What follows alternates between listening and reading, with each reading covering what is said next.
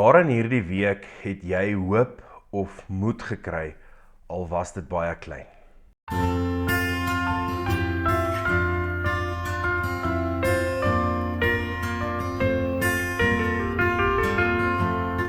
Vriende, goeiedag en welkom by die huisfiks van hierdie week. Dis vir ons altyd lekker om so saam te kuier. Ek wil so 'n bietjie aanhaak by dit waaroor ons saam gedink het Sondag. Ons het Sondag in die erediens die verhaal gehoor weer van die Emmausgangers wat na Jesus se kruisiging eintlik baie met 'n swaar gemoed terugstap na hulle dorpie Emmaus toe. En dan ontmoet Jesus hulle daar op die pad en begin met hulle gesels. Maar hulle herken hom eers nie. En dan hoor ons hier later in die verhaal dat Jesus vir hulle die woord oopmaak en vir hulle verduidelik wat alles gebeur het met die kruisgebeure en hoe dit voorheen alreeds voorspel is en ook saam met hulle geëet aan tafel. Hulle nooi hom in om saam met hulle te kom eet en dan breek hy die brood en dan gaan hulle oop. Dan sien hulle Jesus raak vir wie hy is, die verlosser wat aan die kruis gesterf het, wat uit die doodheid opgestaan het.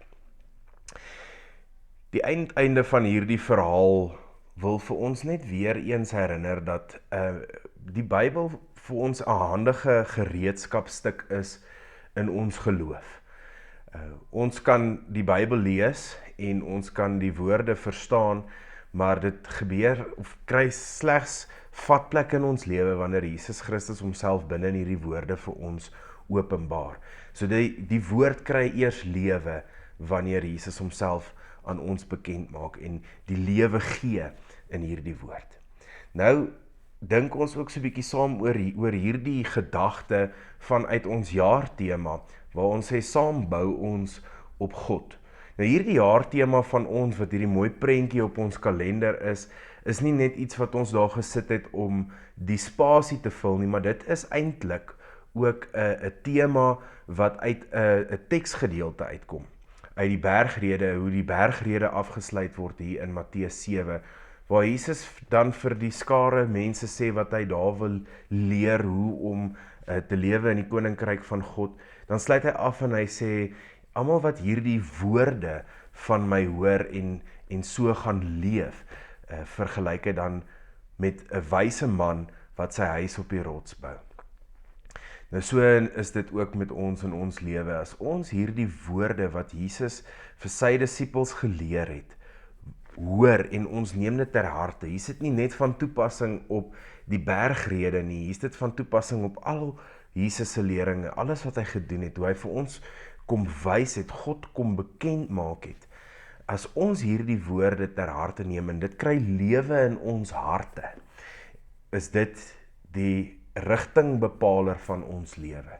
Dit is dan op die ou einde wat ons lewe rig en op so 'n manier gee ons ook lewe aan die woorde in die Bybel, in die koninkryk van God.